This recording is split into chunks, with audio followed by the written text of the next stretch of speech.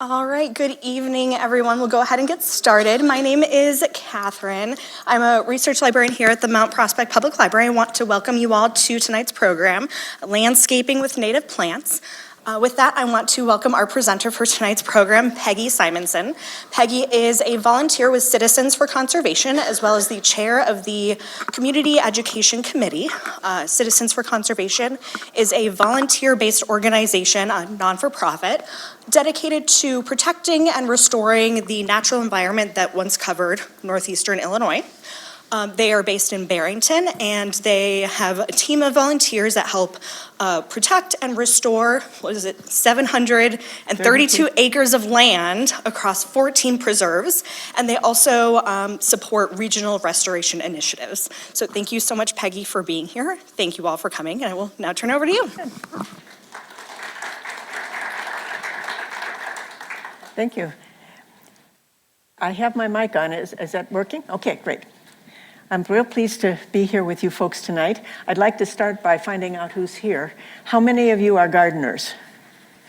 I assume that's why you're here. How many of you have native plants in your yard?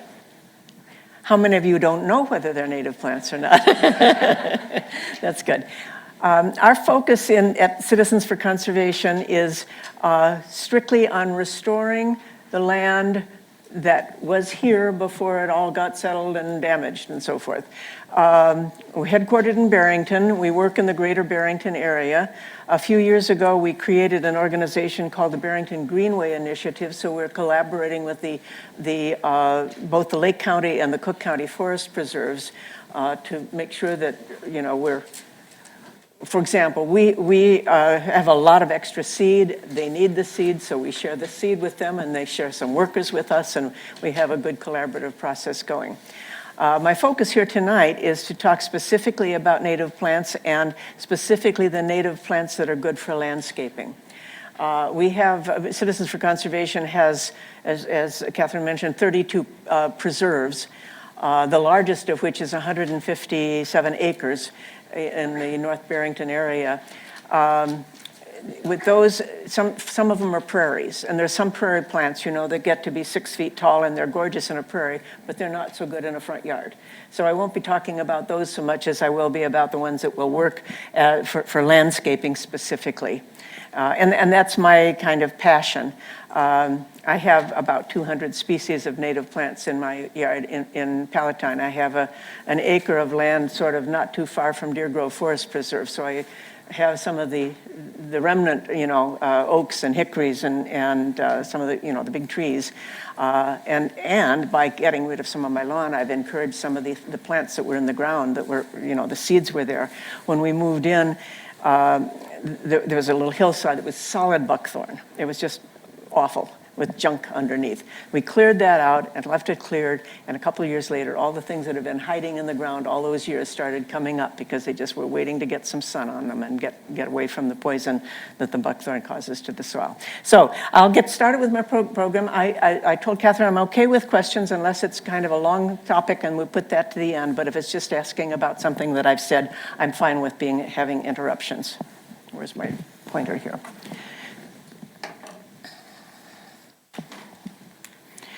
So here's an example of a friend's yard with some native plants in it, so we can look at the beauty of it.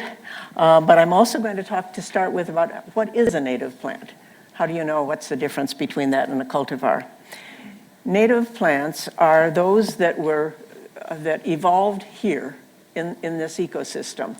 And by here, it can be immediately here. At Citizens for Conservation, we only use seed that it comes from a 30-mile radius of the Barrington area. So that takes us not all the way to the Wisconsin border and a little ways farther south. Most of us who are planting native plants are fine with them being native to northern Illinois, a little bigger area. For example, I have some oak leaf hydrangeas that aren't native to this area, but they're native to the Joliet area. For me, that's okay. For people that are trying to restore it to exactly the way it was, they're more particular about that. And it's amazing. There's so many possible native plants from this area. The problem is most of the time the nurseries aren't selling them. they're selling cultivars, and we'll talk a little bit more about that.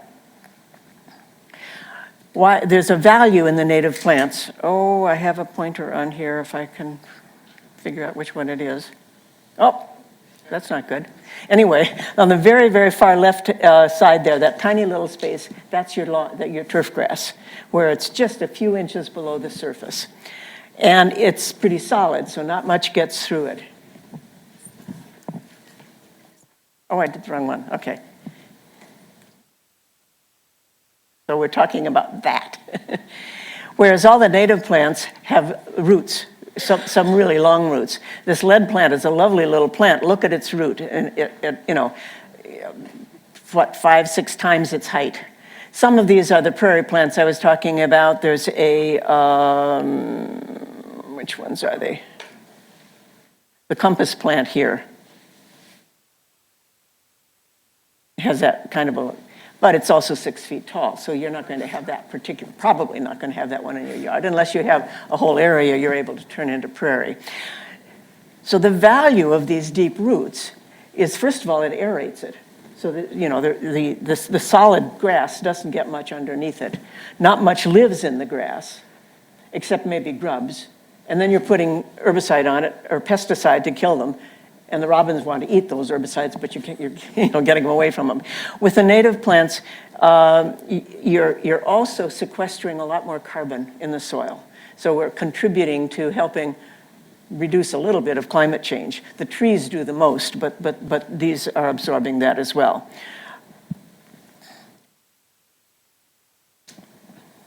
So we can talk about some of the advantages of native plants. Why would you do that? Why native rather than regular ones? There's all variety of things in here.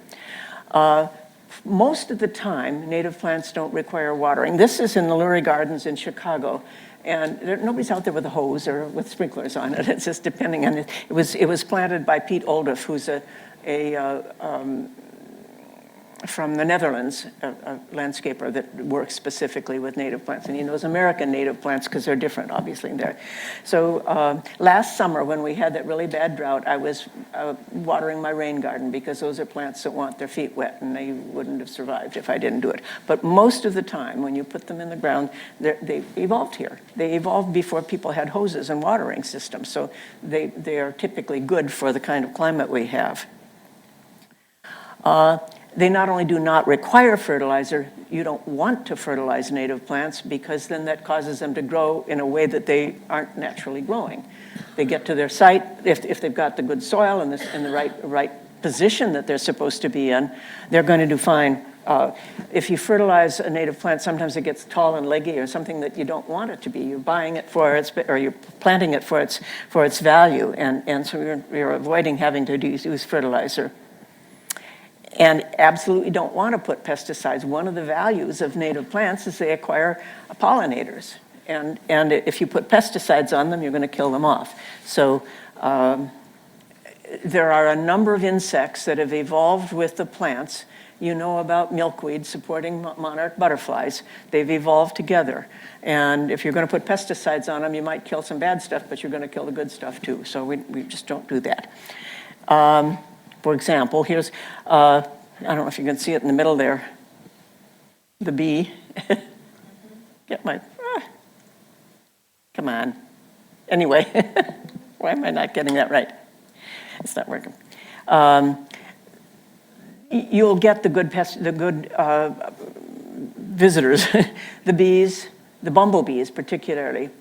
Somebody I was talking about, they said, "Oh, I don't want bees in my yard." Bumblebees don't sting you unless you're squeezing them or something. It's the wasps we don't like, but but they're evolved with these plants, and they do attract them. It's not just the monarchs and the butterfly with. The plants that's specifically for them, but in some cases they have a seed head like this that insects are going to like. In other cases, there's specific the plants that I have. I'll show it a little later. A plant called Culver's root that's got a whole lot of flowers up a stalk, and you'll just see bees on every one of them in the spring, thing. So. And as I mentioned, they reduce air pollution. They actually help, sequester the carbon in the soil. And they help prevent erosion. I have a little stream in my front yard, and when I first moved in, the previous owners had put cement blocks on both sides of it. It was ugly as sin. We took those out, and I tapered the sides and put native plants in, doing a really good job of preventing erosion. My neighbor has the same stream, but they put stones along there. When you get heavy water, the stones wash into the stream, and the soil erodes. So the plants do the job for it. This is a home on Honey Lake in North Barrington, and let me see if I can get this to do. This is the edge of the. Why is this not working? Anyway, the edge is the lawn grass there, and then there's water, and these plants are all with shallow water with their roots in the ground. In the back there, where it's black, that's their next door neighbor with solid buckthorn. There's no air getting in there, no variation to it, but this one has, got the moving from the grass all the way out into the lake. And they make a beautiful buffer. If you have a ugly fence you want to cover, or your neighbor's buckthorn that they're not cutting down, or whatever, you can put them in for that purpose. And some of them are specifically wanting to be, if you have a pond or a stream or a wet area, or you want to create one. This is marsh marigolds, and they are just absolutely beautiful in the spring like this. They grow right in the water. We had, another one is a blue flag iris, and some years ago we had 7 inches of rain, and my little stream just absolutely overflowed, and I thought, oh my gosh, it's going to wash all these plants down. What it did was wash them off the shore, off the edges, and down into the water, and the blue flag iris are just right there in the bottom of the stream, and they're happy with it, and so are the marsh marigolds. And as we're talking about, they provide food and shelter for wildlife. There are, some of the shrubs and the shrubbier forbs, the birds can get in there, kind of get away from the weather or from predators. Here's another example of the monarch on the goldenrod, and there's also a bee on there as well, if you can see a bumblebee in there. Okay. And maybe you can create a respite, having enough trees and shrubs around so that you have a nice little shady area to put a bench. One of the problems with lawns is they are, well, there's lots of problems with them, but if you have trees, if you have particularly oaks, but lots of the big trees, do not want grass around their base. It not only, first of all, it robs them of the water. The grass absorbs the water and it doesn't get down to the roots. Lawnmowers may be hitting the trunk of the tree, which damages them. People walking around it, impacts the soil, makes it, keeps the air from getting down to the roots. So if you have lawn all the way up to a tree, that's one place to start with your putting native plants in. They're typically have fertilizer and herbicides, pesticides and herbicides on them, and that's killing off any of the native plants and or pollinators that you want there. Lawns started in England centuries ago on the estates that had acres and acres of land, but they also had sheep. They didn't have lawnmowers. They used, and we don't have sheep in our yards, so we're going to have a lawnmower. We're not saying get rid of lawn completely, but try to reduce it. If you have a whole, in fact, I think I have a few here. I've talked about the lawn equipment is damaging, the chemicals, the fertilizer, or you have to irrigate it, you have to water it all the time. And it's got impermeable roots. And I didn't mention this, the deep roots also improve the soil. With lawns, you're constantly having to fertilize it because there's no nutrients there and they need more of it. But I thought I had another picture of, yeah, here we go. species lifeless system. It's not doing much good underneath there. Here's one I wanted. Look at that, all lawn, nothing else planted. Can you imagine if you just take that one tree and start with a little bit of an area around it? A good thing to start with is just the root area. So the diameter of the roots are maybe, depending on the size of the tree, maybe 5 to 10 feet away from the trunk. So let's say a 10-foot diameter space. Getting rid of the lawn and starting by planting the native plants in there. The best way to get rid of lawn when you're wanting to do that, you can cover it like in the fall with either several layers of cardboard or black plastic and put soil on it. It'll kill the lawn around there, and then the next spring you'll be ready to plant. Am I in front of you? If you can dig it, that's a chore, of course. But if particularly if you have oaks, you don't want to be digging and damaging the roots. I have beautiful big old white oaks in our neighborhood, and there was a great big one on an empty lot down the road. And when they started building a house there, they put a little bit of a fence around, like 2 feet around from the base of the tree. And I said, and they have all the equipment building the house. And I said, that tree is going to die. It may be a couple, 3 years, but it will. Because the roots are really particularly sensitive to it. But if you can get the lawn killed, or if you just dig shallowly and get it out, then you're ready to plant the native plants in there. Those roots can intersperse with the tree roots and won't be doing any damage. Okay, so goal: decrease a bit of it every year. What project can you start on? Can you start big? And you have to start little. You might look at the soil that's been under the grass and see whether you need to do any improving to it, but it'll absorb the water. If you have excess rain and it runs off the surface of the lawn, it'll be more likely to soak in, and if you have your native plants there, you'll start aiding these other things and improving the health of the trees themselves. Okay. So that doesn't look very interesting. What you could do with that, just by a little bit of space, not a great big one, and putting some native plants in. Okay.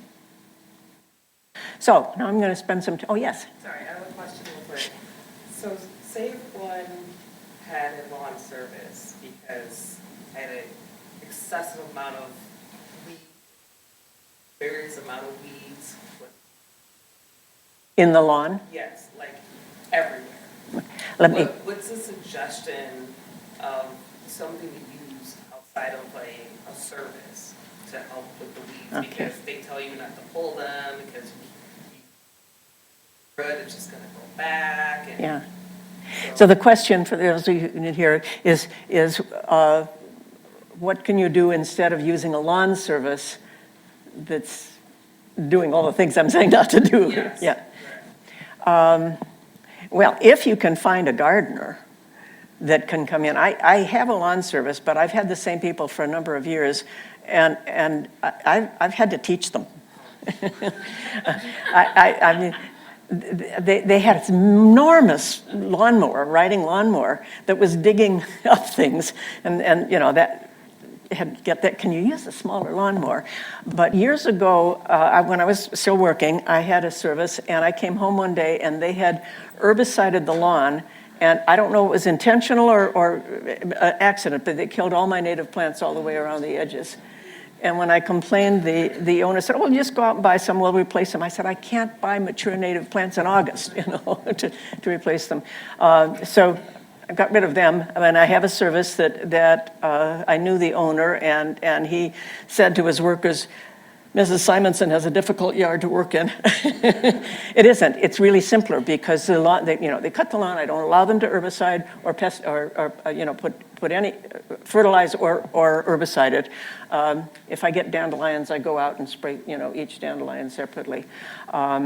So you can use a service, but give them some parameters of what they can do and what they can't do.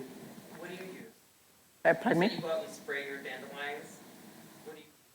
I do. I don't let them do any, I don't want the whole thing herbicided or you know. What do you use to kill their? Oh, I use Weed Be Gone, which kills the dandelions and not the grass, and I just do it, you know, per dandelion. So you probably, you wouldn't have as lush looking lawn, but people are going to be looking at the plants instead of the lawn. So you have a better idea. Okay. Yes. Since we're on lawns right now, Uh-huh. I've heard pros and cons of no Mm. mow. What is your thinking about? She's saying she's heard pros and cons of no mow plants, no more lawn turf grass. That you don't mow your lawn for the pollinators? Depends on kind of a neighborhood you're in. If you're just going to let your lawn go, people are going to be complaining because it looks messy, probably, right? I don't know. I just say reduce the amount of lawn and then take care of that little section that you've got by mowing it. But So you've not heard of that concept? I don't know. I don't know that for sure. Yeah, thank you. Okay, what are some plants we can put in? Oh, here we go, spring woodland natives. Somebody asked me earlier, what's my favorite? Catherine did. Some of these purple ones are the purple phlox, Phlox divaricata. They're my favorite because they're showy. And they're blooming right now, and thanks to some cooler weather, they'll stay blooming. They wouldn't like the 82-degree weather we had in April, but there's so many of them that are so beautiful. A lot of these spring plants are little, and they're down close to the ground, which probably keeps them from being frostbitten when we have, you know, freezes early on. But there's just a real lot of them. The yellow ones here are Golden Alexander. Its Latin name is Zizia, the woodland phlox, and the little white ones down in the front. Why, I don't know why my point, oh, there it's going. No? Anyway, over there on the right is called Virginia waterleaf. I'm just pushing there. Is it on there? Yeah, it's right there, so just Oh, maybe it was on and I just wasn't seeing it. Okay. aim it really well. Okay. Okay. The bloodroot, these white ones, and this is what they look like when they're full bloom, but this is when they're coming up. The leaves kind of curl around them. They come very early. I had some way in the back of my yard, and you know, in March or early April, you're not wandering back around there. So I transplanted some of them forward. But then I found some here, and why are they doing that? And I learned that the ants propagate them. The seed is too big to be windblown, and it has there's a seed and then there's elaeosome. There's kind of a pulp around it, and the ants eat that. So they'll eat that and then they'll drop the seed wherever they want. But they transplant so easily that I was able to just put them into a nice patch like this. Another early one, oh, that's the flower I showed you, is the hepaticas. Another really early gorgeous plant. Again, little, down close to the ground, so you could put them sort of by your front door, someplace where people would see them. They're early. You probably have seen these, the Virginia bluebells. I think some of the garden centers sell them. This is the native. I don't know whether they're doing cultivars of them or not, but they too are showy. And also will spread the seeds, kind of wash around after the rain, and so you'll have more of them. Most native plants do that. They had to do that to survive. Some of them just get bigger, but some of them will spread their seeds. But then that's a source of plants for you, so you can move them from one spot and put them to where you want them. So my house is on a hill, and I have what I called my bluebell nursery. They just came up by themselves way at the back by the fence. So I dug some and put them sort of in a bed at the top of the driveway. And the next year they were sort of moving down the side of the driveway, so they're sort of sprinkled all the way along the line. So you don't have to, if you don't want that to happen, you can transplant them. But most of the time, it just makes it that much more attractive in the spring. Here's another spring one, the Dutchman's breeches. they're hard to find I'll talk a little later about where to look for some of these. You're not just going to walk into a garden center and find these, but I was just telling Catherine, we just, Citizens for Conservation just finished our native plant sale. We have one every spring, and we were able to get some of these from our growers, and so be able to sell them. We had 20,000 plants that we sold. So. And this is another one like that that's toothwort. That the flower looks like a molar. That's why it gets a toothwort with the tint area. If you walk in the woods, if you walk in some of the forest preserves, sometimes you'll see some of these kinds of things just low on the ground. You probably have seen the May apples. I was showing this one time, and one woman in the group said, when I was a little girl, we used to play with those, and those were the umbrellas and our dolls lived under them, because they're big. And typically in a wooded area, you'll see a big mass of them around a tree, and they're just, you have to look places. That one is moving. Actually, we turned the leaf over to show the flower, but it's underneath the leaf as it comes out. So you're planting them as a ground cover, although they stand up a little bit, but also with just making a nice mass if you have a big area to fill in. This is another one of my favorites. There's several anemones. This one is the rue anemone. This is unusual to see a big mass like that, but you'll have nice little clumps of those as well. Or the wood anemone is another one like that. A little different leaf. This gets a little bit taller. And this spotted leaf beside it here, that's what my problem is, a trout lily. And those are also hard to find because it takes 7 years for them from beginning till they flower. And so the nurseries aren't going to grow them because it takes too long to get them there. But if you have any natural area, they may be coming up in that. And here's that woodland phlox I was talking about that's just really showy. I don't know if you saw the announcement for the library program. This was in the photo of my front yard with those in it. Okay. Here's one of the trilliums. The red trillium is a lot more prevalent around. And I have, because I live next to Deer Grove Forest Preserve, we get deer. The deer eat the next trillium, but they tend not to eat these as much. And that's always again. This is a gorgeous one that forest preserves used to be full of these, and they just don't have them anymore because the deer have just cleared them out.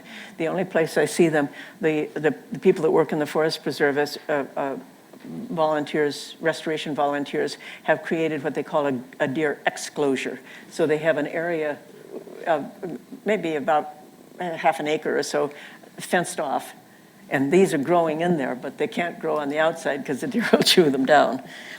Years ago, when my brother had a cabin in Minnesota, up in the Northwoods, and it was a dirt road, and they were about to widen the road, and both sides of the road and the ditches were just solid with the white trillium.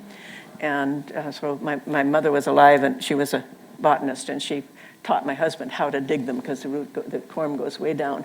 So we went home with a trunk full of these trillium that were going to be buried under the new road, planted them in my yard, and they were fine for the fall. They were done blooming. And the next spring I went out, and they were coming up, and I saw the leaves, and then I saw the buds, and the next day I went out, and they'd all been eaten right down. The only thing was left was just stalks. It was just so sad. It was so pretty because they are just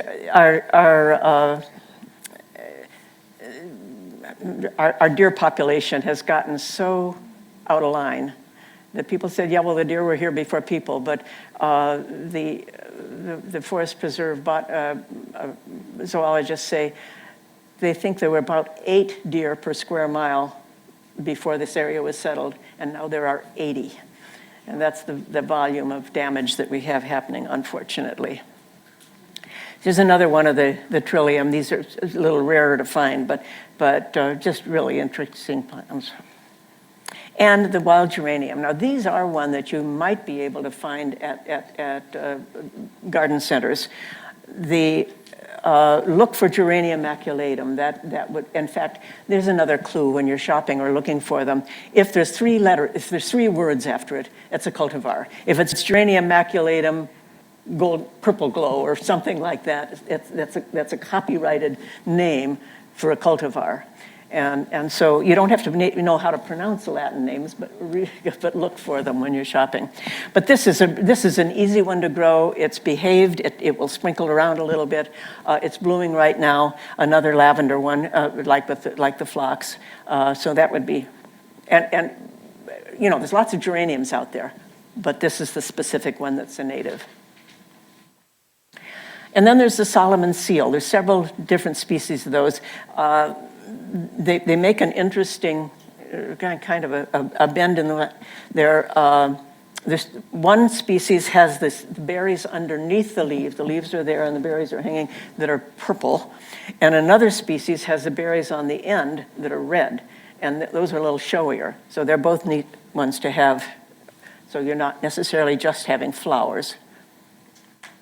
Here's the polygonatum that has the seeds. They're just beginning to start. Those will turn purple. And you may know about Jack in the Pulpits. They're kind of a cute one. This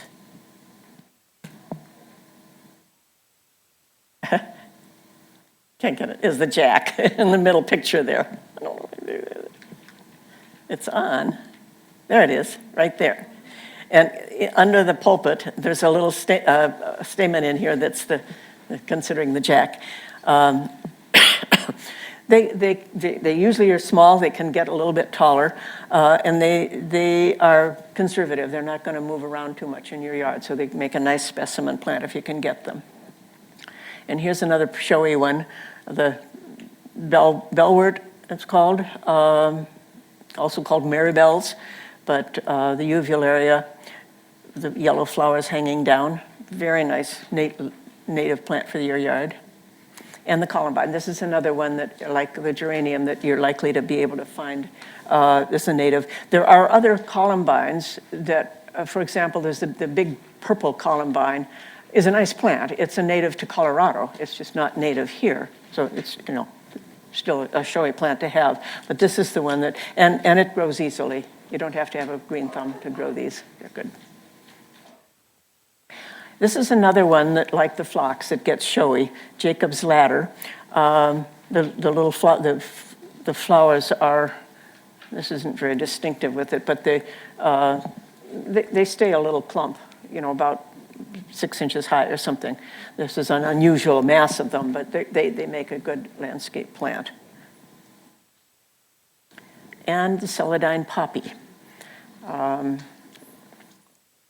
It's the only poppy that's native in this area, and they too are showy. And some of the plants, like that I was showing you, the early ones, the bloodroot, the leaves die back. They're ephemeral. They completely go away, and the bluebells do. In fact, I say if you're planting the bluebells, they're gorgeous now, and then they're big. There's going to be a bare spot. Plant some ferns next to them, so when the bluebells are gone, the ferns are coming up. But these leaves stay all summer, so they make a nice, little almost shrubby, even when the flowers are done. And here's the goat's beard, almost a shrub, but it's not woody. It dies back in the fall and the winter, but has these nice feathery white flowers on it. And the wild ginger. You probably can find this. There's a European ginger that has shiny leaves. The native ginger is the same shape, but it's it's not glossy. They're both good, but this is particular and makes a really good ground cover. If you have like an evergreen and you want to put something underneath it, this fills in underneath there very nicely. And if it escapes a little bit and you don't want it out there, it transplants. You just pick one up and put it someplace else. So those are good. And here's some trees. The redbud is blooming right now. You may see this in areas. The Morton Arboretum has some out there that are big, and they're just gorgeous. It's an understory tree, but it can also be out in full sun. I mean, you wouldn't put it in dense shade, but you could have it out on the edge property. And then after the flowers are done, it's a nice, has nice leaves on it too. little bit about wetland plants. Do any of you have wet areas, either a stream or a pond, or you want to put one in, or a little bit, okay? Well, you can know about it and admire them in other people's yards if you don't have it. This is the marsh marigolds that I was showing you at the beginning, and I have in my stream. Really nice plant. The flowers bloom early, and then but the leaves stay there. Here's the blue flag iris. And it is the only iris that's, well, there's a dwarf iris too, but this is the native one here. So, typically looks like an iris, but it's one that has evolved here and likes to be in the water. And the cardinal flower. These are so pretty. But they're a little bit hard to, you really do need to have a wet area. A little later, I'll show you another red plant that I recommend instead of this because it grows in more typical garden areas. And the blue lobelia, the cardinal flower is a lobelia cardinalis, and this is a lobelia syphilitica. I don't know what to say about it. It's a nice stalk that is showy. And there's the turtle head. Fun thing about the turtle head, the flower gets open. It stays like a turtle head, like that. But the bees poke themselves in there. And I was watching one time where you could see it bouncing around, getting its nectar inside the flower, and then its rear end is sticking out while it's doing that. So, but a good one if you have a wet area to put that in. And the swamp milkweed. There's lots of milkweeds that work in other areas. This is the one that wants it to be wet. Oh, here's some more spring, summer, sun plants kind of things. This is another phlox. I have showed you the Phlox divaricata that is lower and can go in the shade and is a spring plant. This is taller and full sun. But if you see something that looks like this in masses along the road, it's probably not phlox. It's probably Dame's rocket, which is a very invasive weed that's kind of taken over. If you want to know for sure which it is, the phlox, here's the mnemonic. The phlox has 5 petals, and the word phlox has 5 letters. Dame's rocket has 4 petals. So if you want to check it out, but almost for sure, the ones that you're going to see, growing wild out there are the invasive. Yeah. Do you have a suggestion on that a lot of our local nurseries don't have them? Right. I struggle. I was trying to get some goldenrod, which I can't tell from my front because I have a lot of sun, but I'm to the point of I'm looking online trying to find a local place. Yeah, the question is, where can you find native plants? There's an online company called Prairie Moon that's in southern Wisconsin, if you're not concerned about it being an immediately native, but they sell only native plants, and you can either get plants or seeds. I'm talking primarily about assuming that you can get plants. Now, some of you may be seed growers, and you work on those.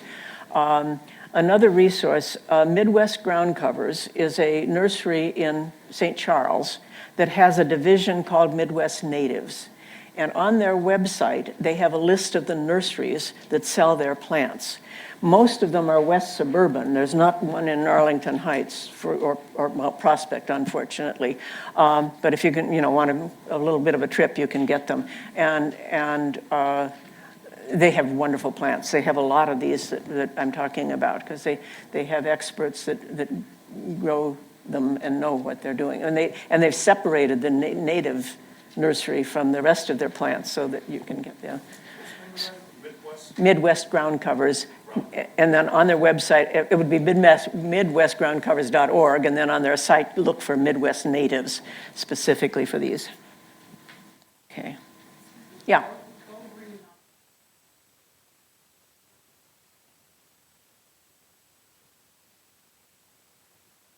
Say that again. Go Green, Mount Prospect. Go Green. Uh-huh. Organization.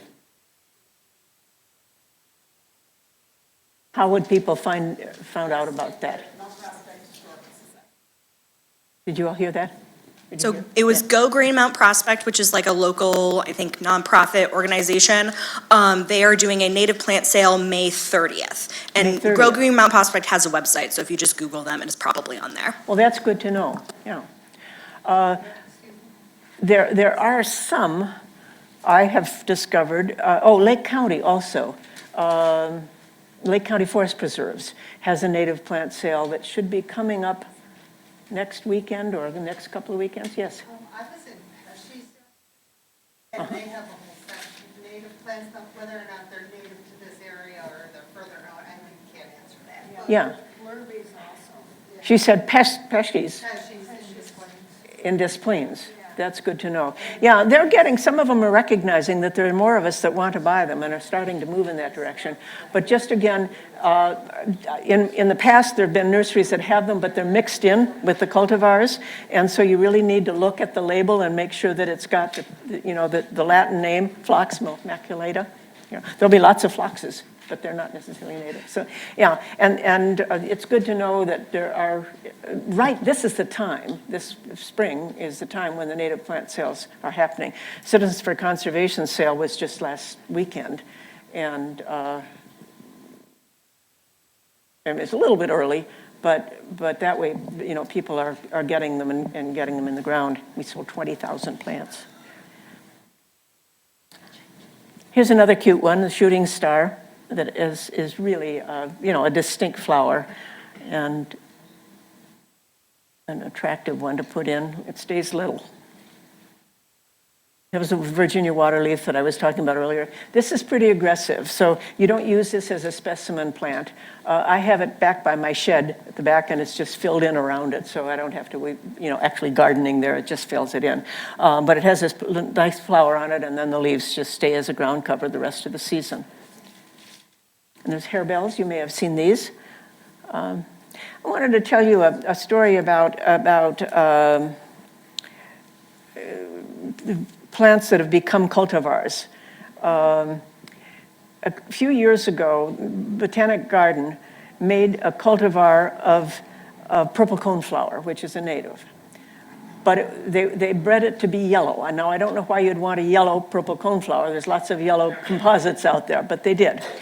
And what they found, and what happens when you do that, is you lose some of the characteristics of the original native. And their cultivar of the purple coneflower didn't make it through the winters. And they lost its, and it's a tough one ordinarily to be, to be able to just withstand almost anything. But so that's one of the issues about not having a cultivar of a native, if you're really wanting the natives. Let me go on to, here's another one that's really a nice landscape plant. It's showy and it stays put. There's a wild petunia. And here again, you need to be looking at the Latin name, the Ruellia.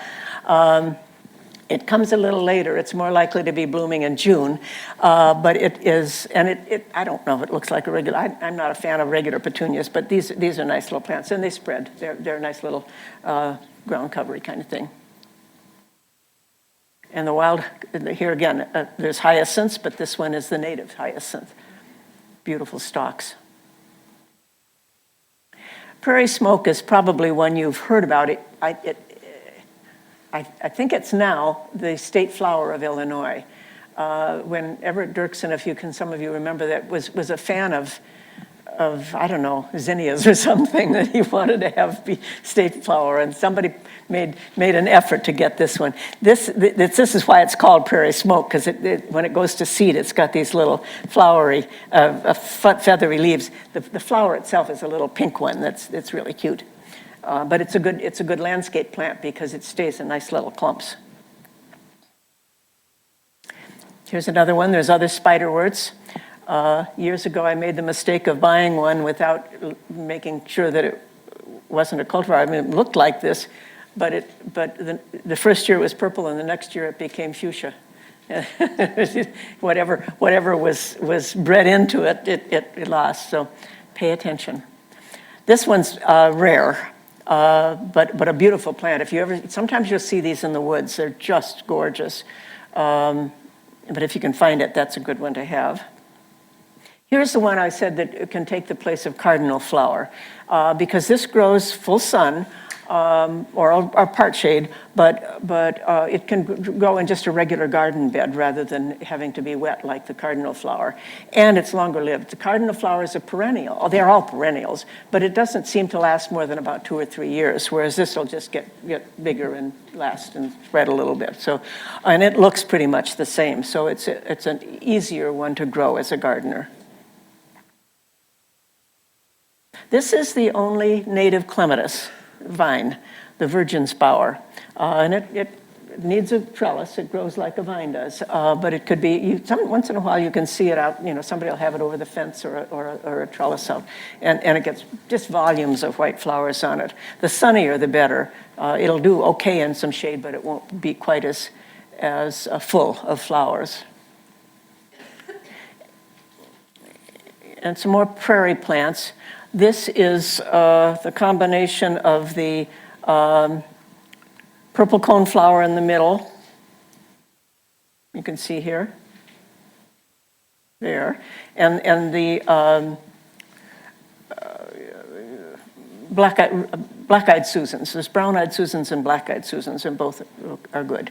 They get a little taller, so that, you're maybe 36 inches, but if you have a border or someplace where they're not going to be squeezing out the other place, and they're pretty aggressive. I mean, you can see it; they fill in. You'd put a couple plants in, and pretty soon you'll have a nice patch of them like that. So, but a really good, easy landscape plant. Here's the butterfly weed. This is one of the milkweeds. It's too bad that it's called weed because it's gorgeous. This is the best behaved of all the milkweeds. It's that orange clump. I think I have another picture of it here. Beautiful, very showy, but it stays put. It gets to be maybe 20 inches high.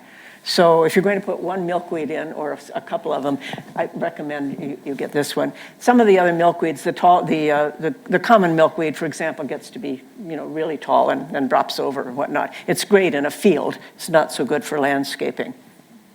Here's another. It looks a little oranger or yellower here. Pale purple. There's a pale purple coneflower and the purple coneflower. The pale purple needs full sun. And the leaves are back a little bit. I think I have I don't have the, oops. The purple coneflower looks pretty similar, but the leaves, the petals don't bend back like that. And the pale purple can go in some shade. So, I mean, the purple can go in some shade. I'm sorry to confuse you. The pale purple needs full sun. This is a gorgeous one, another really nice landscape plant.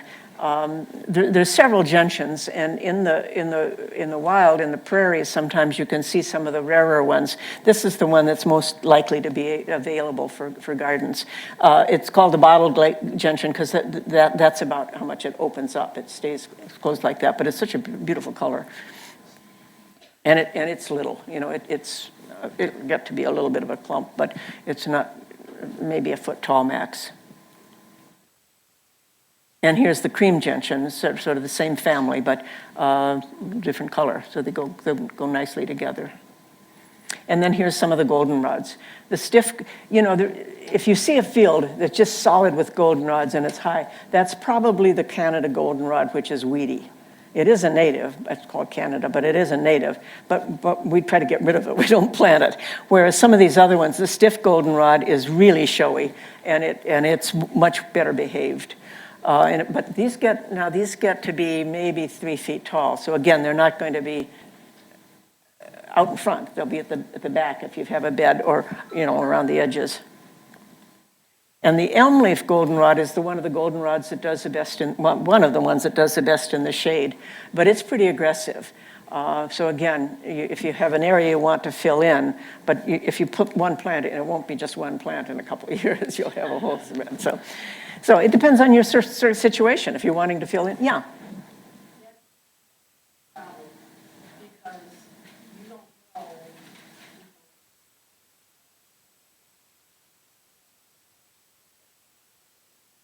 You don't always know what? If the plant actually is going to take over, choke out other apples, they if they're happy, yeah.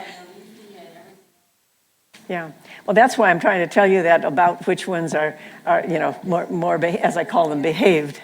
Yeah, you can do some research on them. I think you know, you go onto a website and find all the details about how they grow. But if you have shade and you want, it's okay for it to spread, this would be a good plant. If you want a single plant, this would not be the one you'd want to plant. Black-eyed Susans, with a bottle gentian down in front, a nice, showy, easy to grow plant. Again, they're maybe 30 inches or so. So you know what kind of things would go in the back, but easy to grow, and they bloom a long time. They start maybe July and keep blooming. One of the things we want to make sure you do, we've got lots of spring plants for the pollinators, but you also want to make sure you have something blooming in the fall.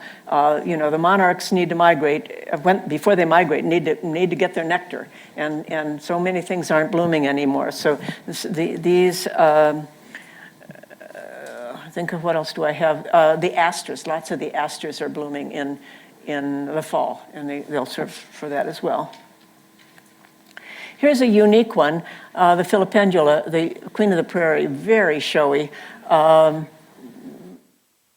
Needs full sun, and it likes it a little bit wet. It's a prairie plant, but there might be some wetter areas in it. And this is one I was referring to. I don't have the photo of it, but I have some of these in my little. I have mostly shade, but I have a little bit of prairie. And one day the bees were just solid on. The bees like multiple flowers, so they can go from one to the next to the next. And then when you have a stalk like this, you're going to attract them. So good. And there's the Liatris. There's several of those. This is the blazing star, the purple ones in front. There's a number of these that are really are prairie plants. So if you have full sun in an open area, they're fun to do. You really need to plant more than a couple of them together because they get so tall. They need to have each other to help support them. That's Joe Pyeweed in the background. Here you can see what they look like with the bees on them. So a showy plant and a good one for the bees. There's some allium. There's the garlic, which is a nice. I think you could eat it if you want, but there's also the native leeks. I don't have them in here, but they're just the leaves. But you dig them, you actually can eat the leek. Except they're little. It's not like the big leeks that you'd buy in the store for vichyssoise. I make vichyssoise out of mine, but they're about that big instead of the big ones. Need a lot of them. Here's some of the asters. This is the full sun, the New England aster, nice vivid purple, and very, very, all the asters are blooming like August to some of them all the way through October. Some few things about the woodlands. Here's the woodland sunflower. Spreads itself in the woods if you have an area like that you just want to fill in. They spread by runners, so they're going to be spreading through, but that makes it nice when you don't want to be planting them. You just want them to grow there. And I'm not totally against regular cultivars. It depends if you know what they are. I think some of these are impatiens, the white ones around the edges. So, yes, you can combine them. Sometimes that's, I have an area along my front sidewalk that is full of toothwort in the spring. It's just all little white flowers, but then they die back. So when they're gone, I put in impatiens. It's a shady area, So I don't want to dig up the toothwort, but then it's gone, and so you need something else to come in there.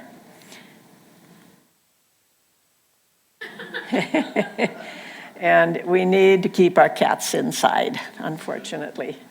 They will go after the birds, and you're doing things to attract the birds, and then you don't want to have them get killed. So here's some of the photos of all of those are local people. If you'd like to learn more about them and want to become a volunteer, Citizens for Conservation has restoration days every Thursday and Saturday from 9 till 11. And you can find out information about that on citizensforconservation.org, which is down here. There's also a native plant database in there that you can look at, tells you how big they get and you know, what conditions they need and so forth, shade or sun. But the restoration days are just a great way to learn from experts. The people that lead the restoration days know all the plants, and one day you might be collecting seed from one particular plant, another day you might be cutting buckthorn, you know, variety of things depending on the season, pulling garlic mustard. But it's just, it's a great opportunity to be out in the woods, out in the prairies, and especially if it's a nice day, and learn from people who know what they're doing. But you can get a lot of information about what we do on the citizensforconservation.org. So I will take some questions if you have them. I don't think I have another place. Oops, I'll leave that up. Yeah.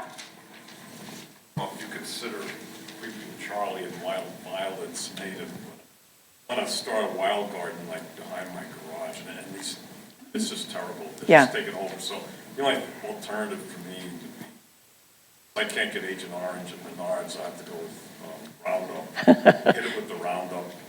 You don't rototill it because that's going to churn up all the weeds. Once I get that planted, say, water it, get it started, are those things going to come back and all the, how do you control, like with grass, if you keep the grass dense, you put a pre-emergent, and like you said, with the weed you got, that'll suffocate out any of these invasive, but in a wild garden like that, how would you prevent the bad stuff? Yeah, he's talking about what Creeping Charlie is what you're talking about. Charlie and wild violets. Yeah. Well, the violets are native. The Creeping Charlie is not. You can dig the violets and transplant them, or just, you know, kind of run the lawnmower over them if you want to. The Creeping Charlie, you really do need the herbicide. Yeah, it's horrible. I mean, it'll take over everything. Yeah. There's a new invasive in the area that is just coming in, and I'm just amazed at how quickly it's moving. Apparently, it's moving from east to west. My son lives in Pennsylvania, and he said there's a botanic garden there that has just given up trying to, they've let a whole prairie go. It's called lesser celandine, and it's not related to the celandine poppy. Do you have that? It's got to come to my yard. People in Barrington haven't seen it yet, so somehow, and it's moved from, you know, like Winnetka. You know, oddly enough, I bought it before it was deemed invasive. Lesser celandine? At the Botanic Garden plant sale. And I was doing the exact same thing. I was digging out behind my garage because I was tired of mowing. And they said, well, this will spread. And I thought, well, good, I'll have something that'll spread. It is all over. Are you sure it's not celandine poppies? Celandine, I think, just means yellow. And it's a ground cover, low, right on the ground. Its leaves look like a violet, and it has a pretty little yellow flower on it. Very cute. But it absolutely is the most aggressive plant, even worse than Creeping Charlie. I mean, it just... Though in your wild garden, you don't want to spray. Once you get it established, how would you control the invasive weeds? You dig them if you Just can. have to do it, hand pick them, or just... Yeah, or you know what we've had to do with this lesser celandine is literally put a spade. You can't pull it; its root is so knotty. So we put a spade under the whole thing and lift the whole area, topsoil and everything away. You know, it's a big job. You know, but if you ignore the really invasive ones, they obviously get worse and worse and worse. You know, are you dealing with garlic mustard? Do you know what that? Some of you are. It's the white stalk. It's in the woods mostly. That one you can pull in the spring at least, but some of them, and the Creeping Charlie is just, you know, one of the toughest ones. Yeah, and I made the mistake of planting staghorn, buckthorn. When I first moved in, I said, "Oh, that's a cool plant." Staghorn sumac. Deer horn, the staghorn. Staghorn sumac. And it goes underneath, like you said. It's a network, and they are popping up all over the place. We recommend if you're needing to herbicide, like when you cut buckthorn, you have to herbicide it. Otherwise, it'll just keep coming back up again. But we recommend using a paintbrush and dabbing it on it, so you're not spraying it into the air or breathing it, if you have to do that. And use gloves. Yeah. Are lilies of the valley native or? No, lilies of the valley are not native, and they are very aggressive too. Creeping from a neighbor's. Yeah. They're pretty right now, but boy, they too have roots that just go everywhere. So that's what makes things invasive, is whether they spread that fastly. So digging it up is the only thing. What's that? Yeah. That's what I've been doing, is digging them up. So, well, good luck. I hope you got a few ideas that you can implement or learn about. Yes. I have a small wild garden, and instead of putting fertilizer, I put a bunch of leaves in there. Is that okay? You're doing what now? I have a small wild, and so instead of putting fertilizer and stuff in the fall, I put a bunch of leaves. Oh, absolutely. Good point. Yeah, you don't want to, that's another thing. You have to get the leaves off your lawn, but if you have less lawn, you can just put the leaves on the ground. In fact, really good mulch for them. Yeah, and it's also, if you clear everything off, there's the monarch is the only butterfly that migrates. All the rest of them lay their eggs in your yard. If you have a hollow stem for a particular plant, if you can leave it, maybe by your front door you might not want to, but if you can have an area, that's where they lay their eggs. So you're going to have the other butterflies from there. So yes, leave some mulch for them. One of the things. It's good if it's the whole leaves, but somebody was asking about your lawn service. I've trained my guys. They used to do it backwards. They'd leave the leaves on until the final cleanup, and then they'd clean everything off. And I said, no, I won't clean them off while the plants are growing, and then at the end, what they do is they run the lawnmower over the leaves and blow the mulch back onto the bed. So don't have to bag the leaves and get rid of them. So yeah. Good. Well, thank you very much for your attention. Good luck.